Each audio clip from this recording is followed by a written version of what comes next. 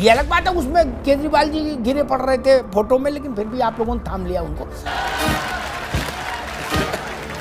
बोले सनातन को खत्म करेंगे, विरोध नहीं, खत्म करना है, क्योंकि ये डेंगू मलेरिया कोरोना है।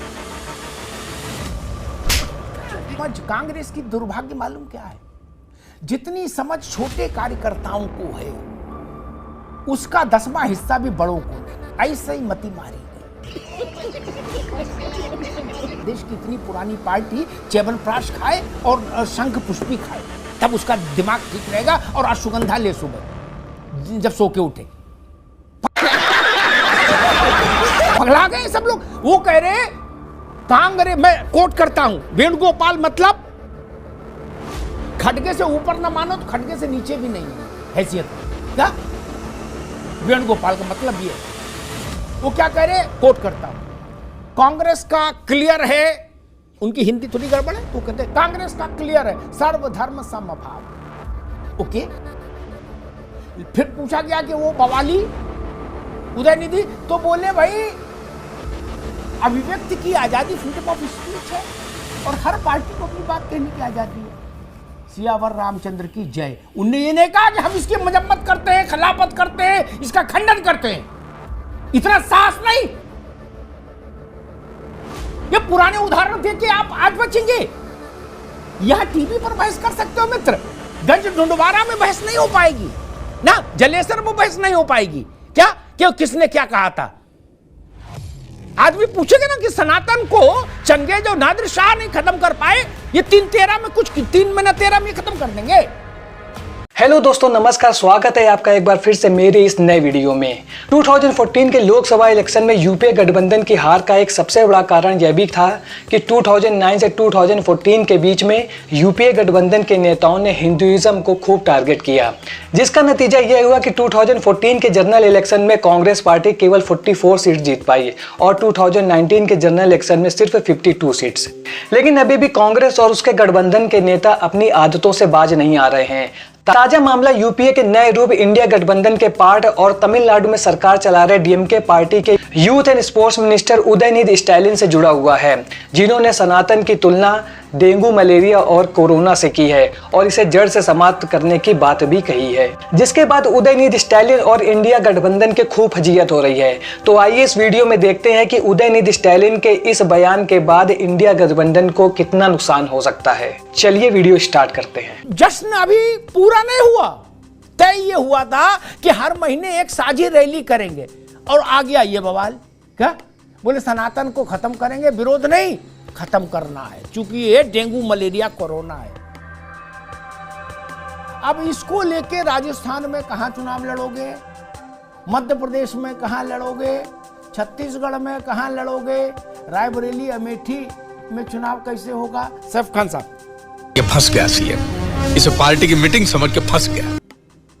अमिताभ जी, सबसे पहले जी मैं अपनी पार्टी की तरफ से और अपनी तरफ से क्लियर कर दूं कि किसी भी धर्म को आहत या उसके अगेंस्ट जो है शब्द इस्तेमाल करना इंडियन नेशनल कांग्रेस की कोई सोच नहीं है, ना कभी थी ना कभी रहेगी। ये चीज आपके चैनल पे क्लियर। दूसरी बात, आज आपके चैनल पे जिन स्पोर्ट्स मिनिस्टर के बयान के ऊपर जो है अगर चर्चा हो रही है, तो आपने जो दिखाया है मैं उसकी आलोचना करता हूं और कहता हूं कि इंडियन नेशनल कांग्रेस इसके बिल्कुल खिलाफ है। ऐसे कोई भी शब्द किसी भी धर्म के लिए जो आद किए जाए या लोगों के सेंटिमेंट जो हर्ट हो, उसको जो है बिल्कुल नहीं ऐसे सपोर्ट करना चाहिए किसी भी पार्टी को। मगर आपके चैनल पे जब ऐसे शब्दों के इस्तेमाल किए जाते हैं या होते हैं, तो मैं जानना चाहूंगा कि एक पार्टी उत्तर प्रदेश में ही है संजय निषाद की, जो कहती है भगवान राम जो है वो राजा दशरथ के जो है बेटे नहीं, और उत्तर प्रदेश में मिलकर सरकार है। जब हमारे देश के प्रधानमंत्री ये कहते हैं कि गणेश भगवान जी एक प्लास्टिक सर्जरी का एग्जाम्पल है, तब तो आहत नहीं होते। जब खुद प्रधानमंत्री जी कहते हैं कि वो खुद किसी भी तरीके से हिंदू धर्म को मानने के लिए तैयार नहीं है, 11 दिसंबर 1995 में एक इंटरव्यू में कहा था, तब तो कोई आहत नहीं हुआ। फिर उत्तर प्रदेश के खुद मुख्यमंत्री ये कहते हैं कि गणेश भगवान हनुमान जी एक जाति और वर्ग से ताल्लुक रखते हैं, तब तो किसी की आहत नहीं हुई, ये कहाँ जाएंगे चुनाव करने। ठीक है उत्तर प्रदेश में, अभी सबको मध्य प्रदेश में, फिर आएंगे सैफ खान, छत्तीसगढ़, जाओ भाई तमिलनाडु भाई रुको, धीरे सबको बहस में ले आए। जो बात जितनी समझ कांग्रेस की दुर्भाग्य मालूम क्या है, जितनी समझ छोटे कार्यकर्ताओं को है उसका 10वां हिस्सा भी बड़ों को नहीं। ऐसे ही मती मारी गई। बात तो सही है। जो बात सैफ खान ने कही ये बात वेणुगोपाल नहीं कह सकते थे। वेणुगोपाल ने क्या कहा, फिर रिट्रेट कर दूं ताकि सैफ खान जैसे कार्यकर्ता भी समझ ले, जिसलिए मैं बहस लेके आया। और मुझे इस बात की चिंता है कि देश की इतनी पुरानी पार्टी च्यवनप्राश खाए और शंख पुष्पी खाए, तब उसका दिमाग ठीक रहेगा। और अश्वगंधा ले सुबह जब सो के उठे। पगला गए सब लोग। वो कह रहे कांग्रेस, मैं कोट करता हूं, वेणुगोपाल मतलब खड़गे से ऊपर ना मानो तो खड़गे से नीचे भी नहीं होंगे हैसियत में। क्या वेणुगोपाल का मतलब ये है, वो क्या कह रहे, कोट करता हूं, कांग्रेस का क्लियर है, उनकी हिंदी थोड़ी गड़बड़ है, वो कहते हैं कांग्रेस का क्लियर है सर्वधर्म समभाव। ओके, फिर पूछा गया कि वो बवाली उदयनिधि, तो बोले भाई अभिव्यक्ति की आजादी फ्रीडम ऑफ स्पीच है और हर पार्टी को अपनी बात कहने की आजादी है। सियावर रामचंद्र की जय। उनने ये नहीं कहा कि हम इसकी मजम्मत करते हैं, खिलाफत करते हैं, इसका खंडन करते हैं। इतना साहस नहीं। कौन है ये लोग, कहां से आते हैं? ये पुराने उदाहरण थे कि आप आज बचेंगे। यह टीवी पर बहस कर सकते हो मित्र, गंज ढूंढवारा में बहस नहीं हो पाएगी ना, जलेसर में बहस नहीं हो पाएगी। क्या क्यों, किसने क्या कहा था? आदमी पूछेगा ना कि सनातन को चंगेज और नादिर शाह नहीं खत्म कर पाए, ये 3-13 में कुछ 3 महीना 13 में खत्म कर देंगे। इनकी हैसियत है। इनके बाबा कुछ नहीं कर पाए, करुणानिधि, ये क्या कर देंगे तो बच्चे। खैर छोड़िए। मैथिल साहब, आपको तो लड्डू का अवसर फिर आ गया। आपकी पत्री में, भाजपा की पत्री में कुछ रावत साहब से पूछूंगा, कुछ ऐसे ग्रह जरूर बैठे होंगे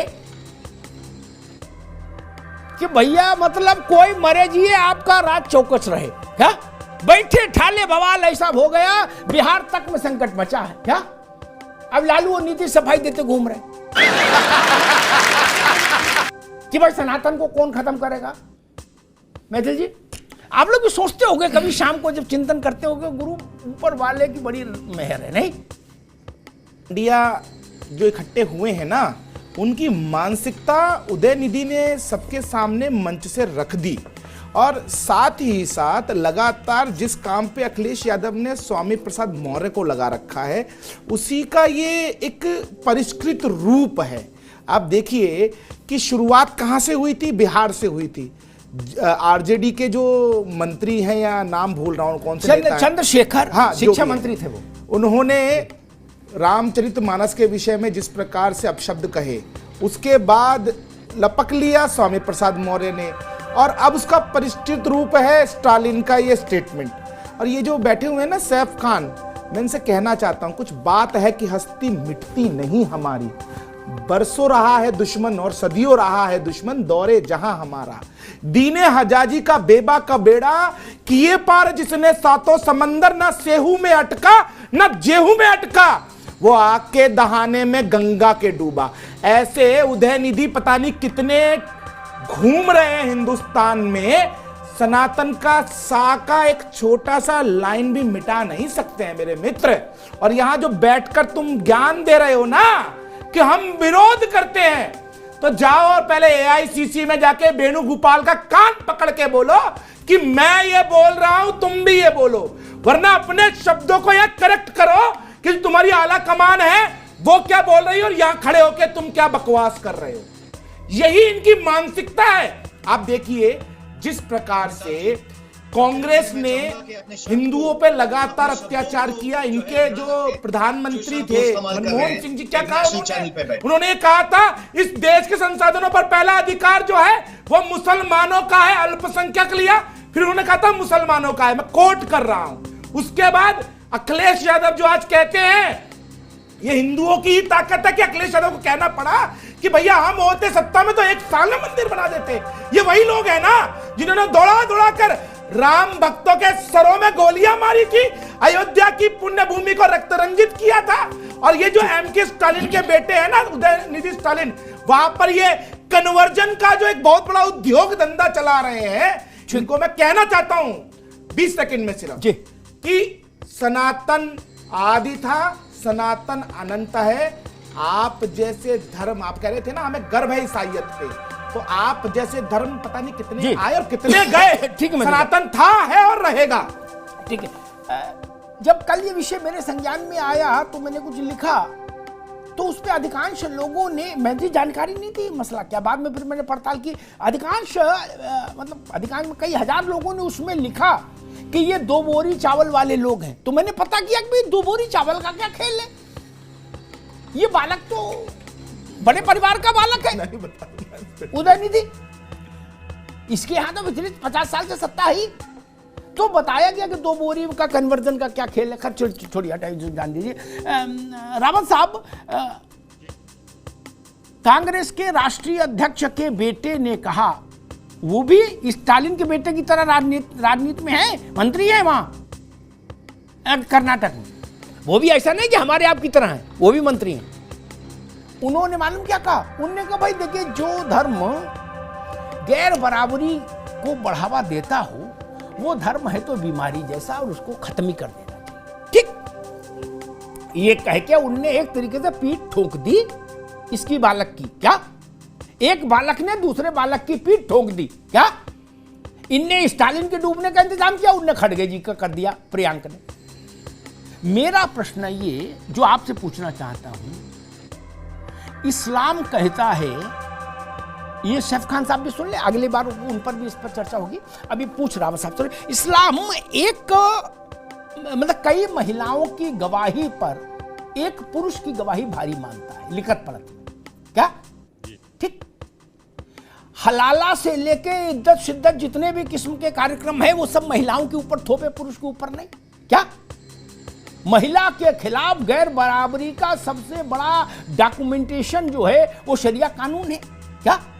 क्या ये बात मल्लिकार्जुन खड़गे या उनके पुत्र इस्लाम के लिए भी बोलेंगे, क्योंकि वहां भी गैर बराबरी है इसलिए उसको भी खत्म करना है? एक, क्रिश्चियनिटी ने सदियों तक नस्लवाद को पाला पोसा, इतिहास में लिखा है, मैं नहीं बता रहा। क्या उसके लिए भी ऐसा बोल सकते हैं ये 2 बोरी वाले?